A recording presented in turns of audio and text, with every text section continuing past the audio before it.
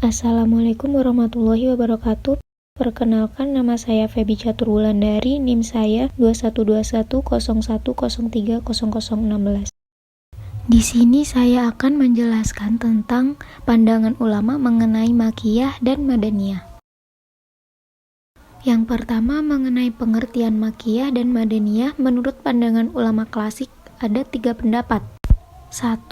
Pendapat yang menyatakan bahwa Makki adalah ayat atau surat yang diturunkan di Mekah dan Madani adalah ayat atau surat yang diturunkan di Madinah. Yang kedua, pendapat yang menyatakan yang dimaksud Makki adalah ayat atau surat yang turun sebelum hijrah Nabi Muhammad SAW, sedangkan Madani adalah ayat atau surat yang turun setelah hijrah Nabi Muhammad SAW. Pendapat yang terakhir menyatakan bahwa Makki adalah ayat atau surat yang dikitabkan pada penduduk Mekah, sedangkan Madani dikitabkan pada penduduk Madinah. Maka dengan demikian dapat ditarik kesimpulan bahwa konsep Makki Madani dalam pandangan ulama tersebut didasarkan pada 3 hal, yakni waktu, tempat, dan sasaran. Yang kedua, mengenai metode penentuan ayat Makkiyah dan Madaniyah. Untuk mengetahui dan menentukan suatu surah atau ayat dalam kelompok Makkiyah maupun Madaniyah, para ulama bersandar pada 2 cara utama. 1.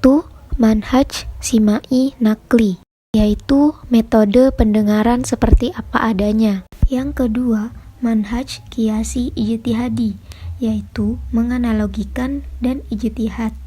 Cara Simai Nakli didasarkan pada riwayat sahih dari para sahabat yang hidup pada saat dan menyaksikan turunnya wahyu, atau dari para tabi'in yang menerima dan mendengar dari para sahabat bagaimana, di mana dan peristiwa apa yang berkaitan dengan turunnya wahyu itu.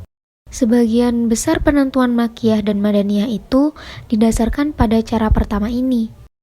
Sedangkan cara Qiyas Ijtihadi didasarkan pada ciri-ciri Makkiyah dan Madaniyah.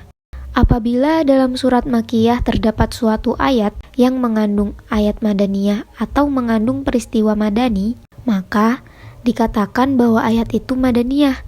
Dan sebaliknya, bila dalam satu surah terdapat ciri-ciri Madaniyah, terdapat suatu ayat yang mengandung sifat Makkiyah atau mengandung peristiwa Makkiyah, maka ayat tersebut masuk dalam kelompok ayat Makkiyah. Apabila dalam suatu surah mengandung ciri Makkiyah, maka surah tersebut dinamakan surah Makkiyah.